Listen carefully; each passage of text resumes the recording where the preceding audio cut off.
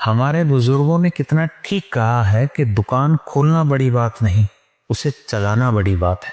एक कहानी से समझाता हूँ मेरे बच्चों। दो दोस्त थे। एक ऐसा था जो दिन रात पढ़ाई में लगा हुआ दिखता था और दूसरा ऐसा था जो बहुत कम पढ़ता था, लेकिन जो भी पढ़ता था ध्यान से पढ़ता था। जब रिजल्ट आया सब हैरान रह गए कि सिलेक्शन उसका हुआ जो कम पढ़ता था। लोग बोले कि ये न्याय नहीं हुआ, इसकी किस्मत मजबूत थी इसलिए इसका सिलेक्शन हो गया, जबकि जिसने मेहनत की वो रह गया। जबकि सच बात यह कि इसमें एक सबक छिपा था। जो ज्यादा पढ़ाई करता था वो खुद को सबसे ऊपर समझता था, दूसरों को नीचा दिखाता था, उनकी मेहनत पर हंसता था और अपने घमंड में जीना यही उसकी आदत थी। जबकि जो कम पढ़ता था उसका स्वभाव विनम्र था, लोगों से इज्जत से बात करता था, किसी की मेहनत का मजाक नहीं उड़ाता था।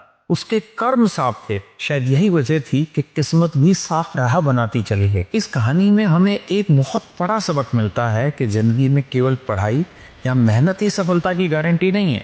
अगर मेहनत के साथ घमंड जुड़ जाए, ज्ञान के साथ दूसरों को नीचा दिखाने की आदत जुड़ जाए, तो मेहनत भी बेकार हो जाती है।